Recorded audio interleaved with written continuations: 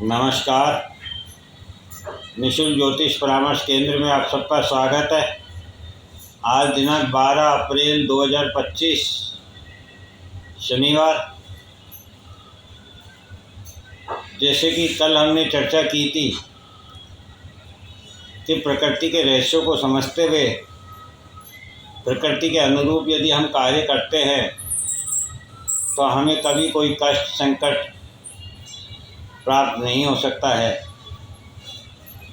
अब आप सोच रहे होंगे कि एस्ट्रोलॉजी से इस मोटिवेशन स्पीच का क्या तात्पर्य है। तो ये मोटिवेशन नहीं होकर के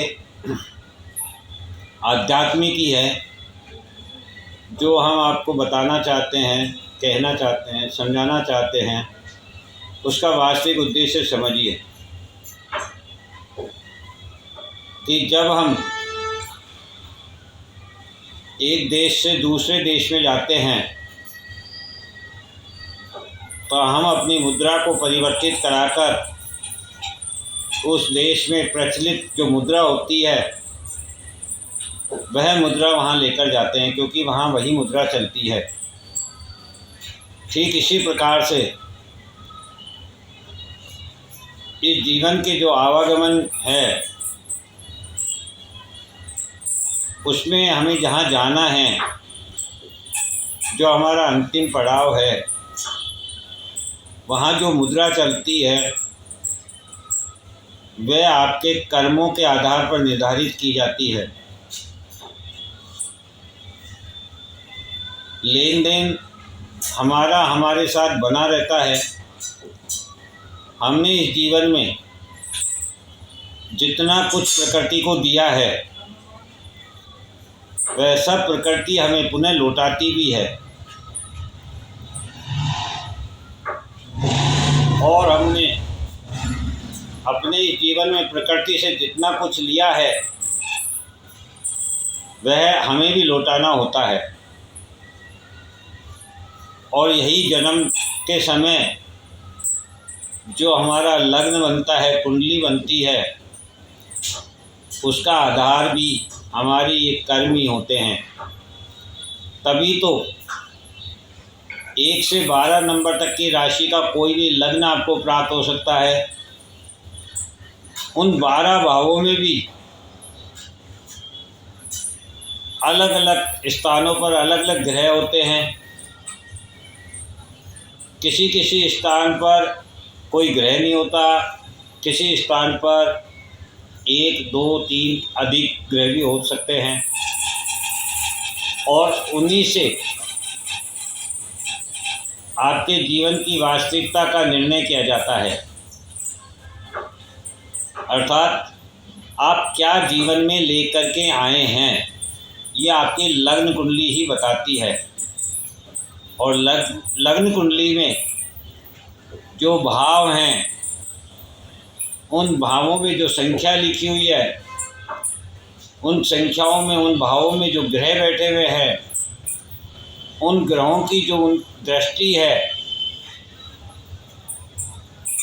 ये सभी आपके पिछले जन्म की एक बैलेंस शीट के रूप में कार्य करती है, जो ये बताती है कि आप पूर्व जन्म से क्या क्या लेकर के आए हैं और उनका भाग्य क्या होगा, वो आपका नवमांश बताता है। अर्थात नवमांश के आधार पर जब आप गणना करेंगे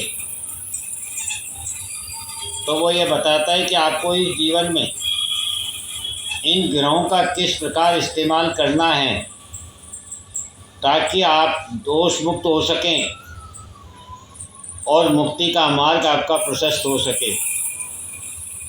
अर्थात हमारे जीवन का वास्तविक उद्देश्य मुक्ति है, ना कि भोग विलासिता है।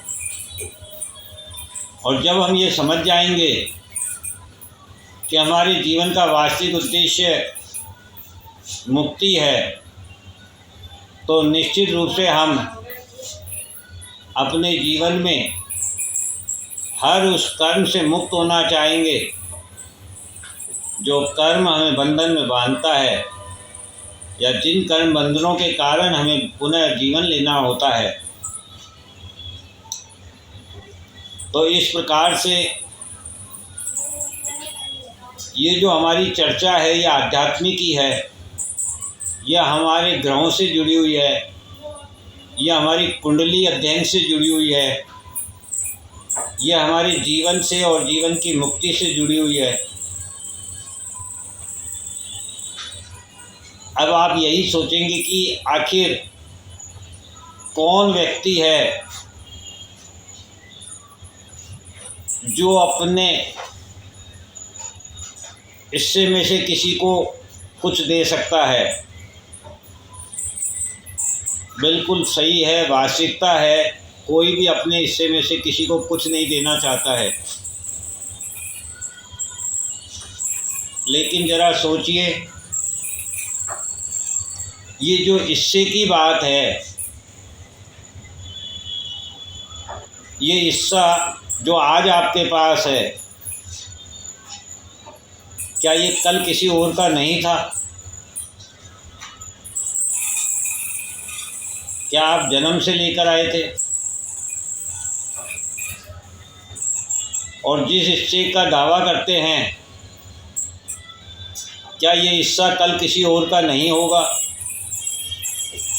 अर्थात प्रकृति में जितने भी संसाधन हैं वे कल भी थे, आज भी है और कल भी रहेंगे। और हमारा आना जाना इस जीवन में, इस प्रकृति में इसी प्रकार से लगा रहेगा। अब यदि हम सुख दुख की बात करें,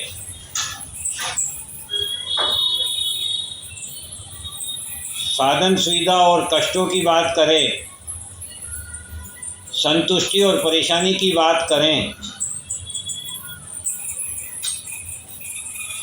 तो ये सब भी हमारे कर्म पर आधारित है। आप सदा प्रकृति को, ब्रह्मांड में स्थित ग्रहों को स्वयं से के द्वारा ही समझ सकते हैं। आपके यहाँ यदि आप किसी व्यक्ति को नियुक्त करते हैं किसी भी कार्य के लिए और आप उसके कार्य से संतुष्ट नहीं होते हैं, तो निश्चित रूप से आप उसे दंड देते हैं। वह दंड किसी भी प्रकार का हो सकता है। हो सकता है आप उसे आर्थिक दंड दें, हो सकता है आप उसे मानसिक दंड दें, हो सकता है आप उसे शारीरिक प्रताड़ना दें। अर्थात आप किसी भी प्रकार का दंड जो आपकी क्षमता है उस प्रकार का उसे देते हैं। ठीक इसी प्रकार से प्रकृति ने जो हमारे लिए नियुक्त किया है, हमें जिस काम के लिए प्रकृति ने नियुक्त किया है, उस कर्म को जब हम सही ढंग से नहीं निभा पाते हैं, उस व्यवस्था को पूर्ण रूप से नहीं संभाल पाते हैं, जिम्मेदारी को नहीं उठा पाते हैं, तो फिर प्रकृति भी हमें दंड देती है। और वह किसी भी रूप में हो सकता है, और यही दंड हमें कष्ट प्रदान करता है। तो यदि आप चाहते हैं कि आपको अपने जीवन में कोई कष्ट ना हो, प्रकृति के द्वारा कोई दंड प्राप्त ना हो, तो बस आप स्वयं की भांति प्रकृति को समझ सकते हैं और उसी अनुरूप कार्य कर सकते हैं और इस दंड से, इस कष्ट से मुक्ति पा सकते हैं।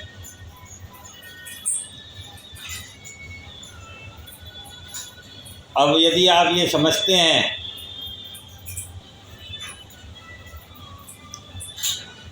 कि प्रकृति में सदा देने वाला बड़ा है, महान है, तो आपको यदि बड़ा बनना है, महान बनना है, तो अपनी प्रवृत्ति देने की बनाइए। यदि आपको लगता है कि आप जो देंगे वही सामने वाला वापस पुनः लौटाएगा, तो आप कोशिश कीजिए कि आप ज़्यादा से ज़्यादा प्रेम प्यार वितरित कर सकें, तो आपको पुनः प्रेम प्यार ही लौटा कर मिलेगा। आप कोशिश कीजिए कि आप हर व्यक्ति का मान सम्मान कर सकें, तो निश्चित रूप से आपका भी मान सम्मान बढ़ेगा। आप कोशिश कीजिए कि आपको जो कर्म प्रदान किया गया है उस जिम्मेदारी को बखूबी निभाइए और लोगों को संतुष्ट कीजिए, तो निश्चित रूप से आपको अपने जीवन में संतुष्टि प्राप्त होगी। आप कोशिश कीजिए कि आप ज़्यादा से ज़्यादा लोगों की सहायता कर सकें, तो निश्चित रूप से आपको भी सहायता प्राप्त होगी। बस यही इस प्रकृति का नियम है, और इस नियम को जो समझ जाएगा वह संतुष्टपूर्ण जीवन जी पाएगा। संग्रहण तो भले ही हमारे राजा महाराजाओं का हो, आज भी हम विश्व स्तर पर देख सकते हैं कितने ही महल खंडरों के रूप में खड़े हुए हैं। अर्थात जो निर्माण हुआ है, जो निर्मित हुआ है, जो सृजित हुआ है, उसका एक दिन निश्चित रूप से विसर्जन होना है, नष्ट होना है, विनाश होना है। तो यदि वह नष्ट, वह विनाश प्रकृति के द्वारा किया जाएगा तो हमें कष्ट होगा, क्योंकि आप अपने हाथ से यदि किसी को 10 रुपये का खाना भोजन उपलब्ध कराते हैं तो उस व्यक्ति को भी संतुष्टि प्राप्त होती है और आपको भी संतुष्टि प्राप्त होती है। किंतु वही 10 का नोट जब आपका कहीं गिर जाता है, भूल से रह जाता है, चूक जाता है, नुकसान हो जाता है, तो आपको बड़ी तकलीफ़ होती है। ठीक इसी प्रकार से प्रकृति को भी जब आप कहीं चूक जाते हैं, भूल जाते हैं, अपने कर्म को निभाने में, पूर्ण जिम्मेदारी उठाने में असफल हो जाते हैं, तो प्रकृति को भी बड़ा दुख होता है। इस बात को समझकर अपने जीवन को आनंदित कीजिए, सुसज्जित कीजिए, नियोजित कीजिए और कष्टों से मुक्ति पाइए। यही अभी ग्रहों का गोचर हमें बताने जा रहा है,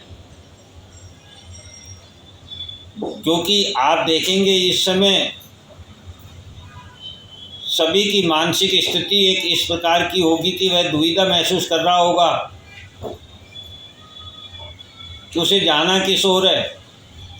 फिर वह चाहे रिश्तों की बात हो, कर्म की बात हो, नौकरी की बात हो, व्यापार की बात हो, या कहीं आने जाने की बात हो, या रिश्तों की बात हो।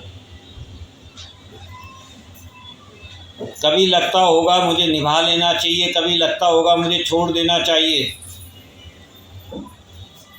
कभी लगता होगा वो बुलाएंगे, कभी लगता होगा हम बुला लें,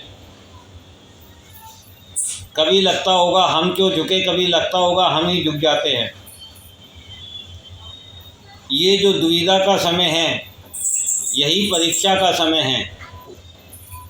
यही समय ये बताना चाहता है कि ये समय तर्क वितर्क का नहीं है कि वो क्यों नहीं झुकते या हम क्यों नहीं झुकते, वो क्यों नहीं बुलाते या हम क्यों नहीं बुलाते।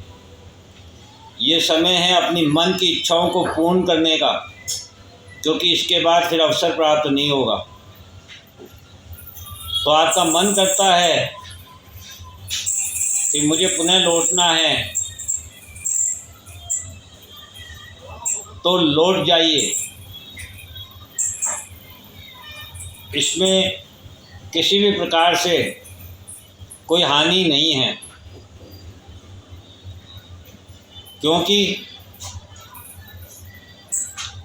जब आप चाहते हो कि उनकी खुशी में मेरी खुशी है, तो फिर हार कैसी और जीत कैसी। और मेरी हारी यदि उनकी जीत है और उनकी जीत की खुशी में मेरी खुशी है, तो मेरा हार जाना ही ठीक है। क्योंकि अभी यदि आप नहीं लौटेंगे तो फिर आप कभी नहीं लौट पाएंगे। इसी प्रकार से अपने कर्म क्षेत्र को देख लें, अपने विचारों को जिस भी भांति आप देखना चाहें। मैंने केवल उदाहरण स्वरूप आपको बताया है कि आपको इस समय केवल अपने मन की सुननी है। मन क्या चाहता है, मन को संतुष्ट कीजिए।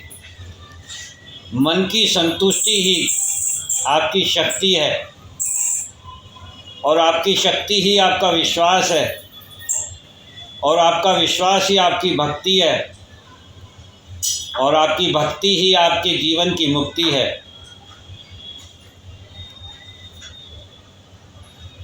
तो इसको समझिए और आगे बढ़िए। जब आप आगे बढ़ेंगे तो आप पाएंगे कि आपने वो सब कुछ पा लिया है जो आपका अपना था, और जो आपका नहीं है उसे जाने दीजिए, उसे छोड़ दीजिए, उसे भूल जाइए।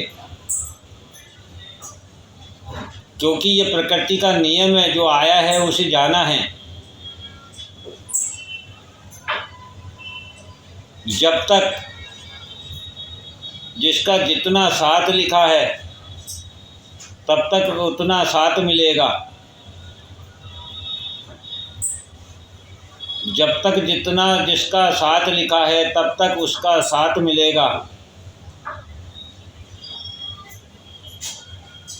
स्वार्थ पूर्ण हो जाने के बाद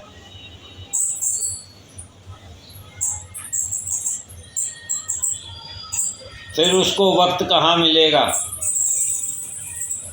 अर्थात हर व्यक्ति आपके जीवन में तभी तक है जब तक उसका कुछ आपको चुकाना है या आपका कुछ उससे प्राप्त करना है। बिना किसी अर्थ के ये प्रकृति कभी किसी को नहीं मिलाती है और यही गुरुत्वाकर्षण शक्ति का काम है। और पृथ्वी, ये प्रकृति संपूर्ण गुरुत्वाकर्षण पर टिकी हुई है। इस आकर्षण को समझिए, जिसमें गुरु हो अर्थात धर्म हो, जिसमें तत्व हो, कैसा गुरु जैसा अर्थात जो तटस्थ हो। अपने मन को धर्म की भांति तटस्थ कीजिए और वही आकर्षण बनेगा और वही आकर्षण आपको संतुष्टि प्रदान करेगा। जय हिंद, जय भारत।